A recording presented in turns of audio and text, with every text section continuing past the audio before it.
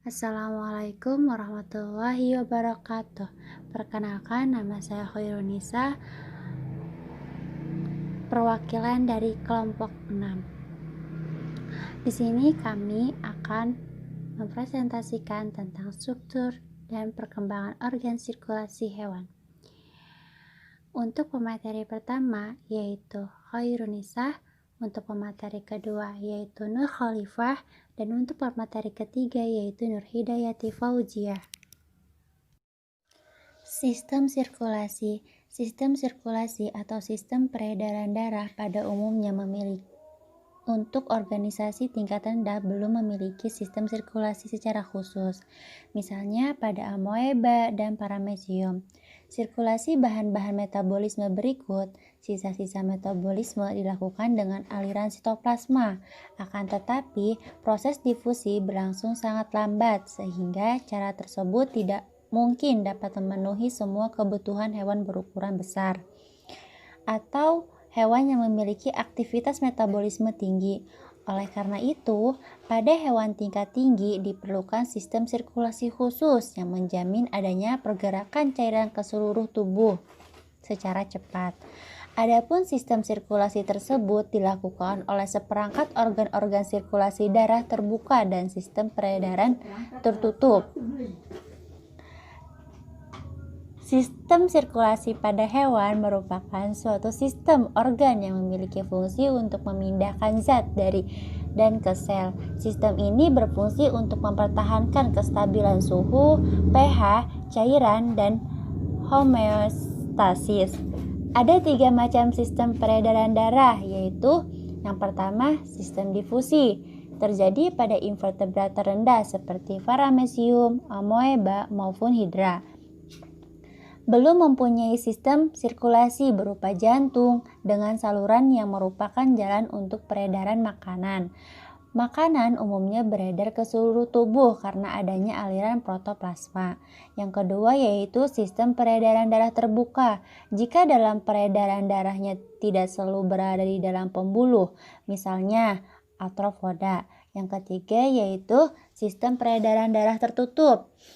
Jika dalam peredarannya, darah selalu berada di dalam pembuluh, misal Annelida, moluska, dan vertebrata. Sistem sirkulasi invertebrata. Yang pertama yaitu protozoa.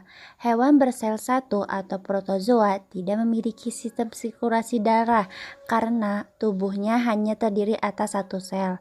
Sari-sari makanan yang telah dicerna di dalam vakuola diserap oleh protoplasma di sekelilingnya. Oksigen diserap secara difusi dan CO2 dikeluarkan juga secara difusi. Contoh dari protozoa adalah amoeba dan paramecium. Sistem sirkulasi pada paramecium lebih sempurna daripada amoeba.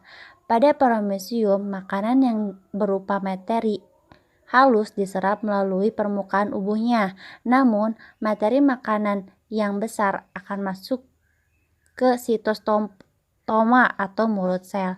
Makanan yang berbentuk cair akan diedarkan oleh vakuola kontraktil. Sedangkan zat makanan yang berbentuk padat akan dicerna dan diedarkan oleh vakuola makanan. Penyebarannya ke dalam endoplasma terjadi secara osmosis.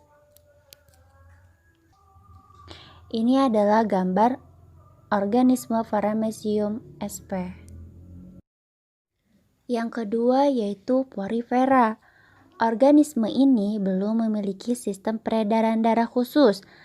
Dengan kata lain, sistem sirkulasinya tergabung dengan sistem pencernaan. Tubuhnya terdiri atas 2 lapisan sel, yaitu sel ameboid dan koanosit. Sel-sel ameboid yang berfungsi mengedarkan makanan. Makanan pada porifera diperoleh melalui aliran air yang melintasi ostia atau pori dan keluar melalui oskulum. Makanan ditangkap dan dicerna oleh sel-sel leher atau koanosit, kemudian diberikan ke sel-sel ameboid. Kemudian sel-sel ameboid mengembara ke sel-sel lain untuk mengedarkan makanan. Ini adalah contoh gambar sistem sirkulasi peredaran darah porifera. Yang ketiga yaitu Coelenterata. Coelenterata juga belum memiliki sistem peredaran khusus. Misalnya hidra, transportasinya dilakukan oleh sistem gastrovaskuler, yakni saluran pencernaan yang berfungsi sekaligus sebagai alat peredaran. Saluran pencernaan pada hidra bercabang-cabang dan bercabang-cabang lagi ke semua bagian tubuh. Percabangan ini menyebabkan permukaan dalam saluran pencernaan semakin luas, sehingga saluran ini akan lebih efisien dalam melakukan penyerapan zat sekaligus mengantarkan zat yang diserap. Dengan demikian, walaupun pada hewan ini tidak terdapat sistem peredaran khusus, zat yang diserap oleh saluran pencernaan akan dapat mencapai seluruh jaringan tubuh, misalnya hidra. Makanan yang telah dicerna di dalam rongga gastrovaskuler, yakni diserap oleh sel-sel endoderma, penyusun dinding rongga gastrovaskuler. Selanjutnya, sel-sel endoderma memberikan makanan ke sel-sel ektoderma secara difusi dan osmosisi. Nah, sisa-sisa makanan yang dikeluarkan dari Coelenterata ini melalui mulutnya. Yang keempat yaitu moluska. Moluska mempunyai sistem peredaran darahnya terbuka. Jantungnya terdiri atas ventrikel dan atrium, aorta interior, dan aorta posterior. Moluska juga tidak memiliki arteri dan vena. Ventrikel dari moluska ini memompa darah ke dalam aorta anterior. Kemudian, darah dialirkan tanpa pembuluh ke bagian kaki serta alat-alat tubuh lainnya kecuali punggung. Ke bagian abdomen, darah dialirkan melalui rektum dan mantel atau kulit luar. Darah yang mengandung O2 di dalam mantel akan dialirkan ke atrium. Sedangkan darah yang mengandung CO2 dikumpulkan dalam pembuluh, kemudian masuk ke dalam ginjal dan insang untuk mengikat O2 dan kembali lagi ke jantung. Berikut di bawah gambar dari sistem peredaran darah moluska. Sistem sirkulasi vertebrata pada Pisces. Ikan adalah vertebrata air yang termasuk hewan berdarah dingin yang dapat ditemukan baik pada air garam dan air tawar. Seperti manusia, mereka memiliki sistem peredaran darah tertutup, di mana darah selalu terkandung dalam rangkaian pembuluh darah. Dengan kata lain, darah tidak pernah meninggalkan pembuluh darah dan tidak mengisi rongga tubuh. Sistem peredaran darah tertutup dapat memiliki pola sirkulasi tunggal atau ganda. Ikan memiliki pola sirkulasi tunggal, di mana darah melewati jantung hanya sekali selama setiap rangkaian lengkap. Darah yang kekurangan oksigen dari jaringan tubuh darah datang ke jantung, di mana ia dipompa ke insang. Pertukaran gas terjadi dalam insang, dan darah beroksigen dari insang yang beredar ke seluruh tubuh. Di sisi lain, pada mamalia, darah terdeoksigenasi memasuki jantung, di mana ia dipompa ke paru-paru untuk oksigenasi. Darah beroksigen dikembalikan ke jantung dari paru-paru yang akan diangkut ke seluruh tubuh. Sistem peredaran darah ikan cukup sederhana, terdiri dari pembuluh jantung, darah, dan pembuluh darah. Jantung ikan adalah struktur otot sederhana yang terletak di belakang dan di bawah insang. Jantung tertutup oleh membran perikardial atau perikardium. Jantung terdiri dari atrium, ventrikel, struktur berdinding tipis yang dikenal sebagai sinus venosus, dan tabung yang disebut bulbus arteriosus. Meskipun memiliki 4 bagian, jantung ikan dianggap 2 bilik. Tidak seperti manusia, 4 bagian dari jantung ikan tidak membentuk organ tunggal. Biasanya, mereka menemukan satu di belakang yang lain. Selanjutnya pada amfibi, yaitu pada katak. Sistem peredaran darah katak termasuk sistem peredaran darah tertutup dan ganda. Jantung katak terdiri atas 3 ruang, yaitu serambi kiri dan serambi kanan, serta 1 bilik. Darah dari seluruh tubuh yang telah banyak mengambil karbon dioksida dari jaringan, kemudian mengalir ke sinus venosus, dan kemudian masuk ke serambi kanan. Dari serambi kanan, darah mengalir ke bilik. Kemudian, darah dipompa keluar melalui arteri pulmonalis. Selanjutnya, darah mengalir melalui arteri pulmonalis ke paru-paru. Di paru-paru ini terjadi pertukaran karbon dioksida dan oksigen. Kemudian menuju vena pulmonalis, kemudian ke serambi kiri. Lintasan peredaran darah disebut peredaran darah kecil. Kemudian, darah masuk ke bilik dan mengalir melalui bilik ke konus arteriosus.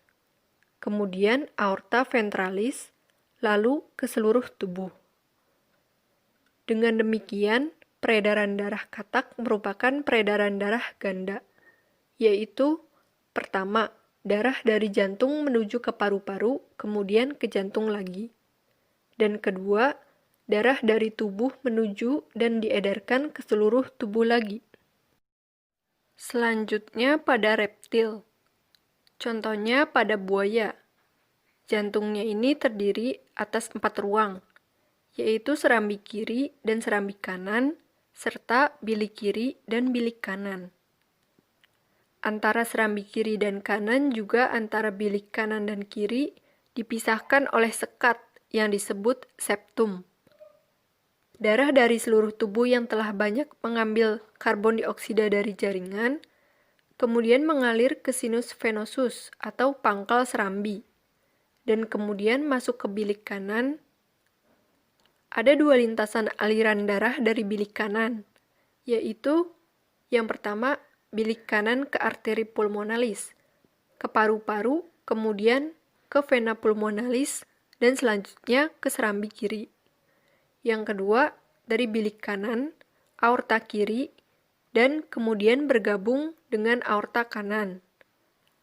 Antara aorta kiri dengan aorta kanan saling berhubungan melalui lubang yang disebut dengan foramen Panizae. Fungsi foramen ini adalah untuk menyeimbangkan tekanan darah dalam jantung pada saat hewan tersebut menyelam dalam air. Kemudian pada kelas Aves atau burung. Jantung yang dimiliki burung terdiri dari 4 ruang, yaitu 2 serambi dan 2 bilik. Sistem peredaran darah yang dimilikinya berupa sistem peredaran darah ganda dan sistem peredaran darah tertutup. Sistem peredaran darah ganda artinya dalam 1 kali beredar, darah melalui jantung 2 kali. Sementara sistem peredaran darah tertutup artinya peredaran darahnya selalu di dalam pembuluh darah. Darah yang kaya akan oksigen dipompa dari bilik kiri menuju seluruh tubuh melalui aorta. Di sel-sel tubuh, oksigen dibebaskan, sementara karbon dioksida diikat. Darah yang menjadi miskin oksigen namun kaya karbon dioksida ini mengalir melalui vena menuju serambi kanan dan masuk ke bilik kanan. Peredaran darah dari jantung ke seluruh tubuh lalu kembali ke jantung ini disebut dengan peredaran darah besar. Dari bilik kanan, darah miskin oksigen namun kaya akan karbon dioksida dipompa agar mengalir ke paru-paru. Di paru-paru, karbon dioksida dilepaskan dan oksigen diikat. Darah dari paru-paru yang telah kaya oksigen masuk ke jantung lagi melalui serambi kiri. Kemudian, darah masuk ke bilik kiri. Peredaran darah dari jantung menuju paru-paru kembali ke jantung disebut dengan peredaran darah pendek.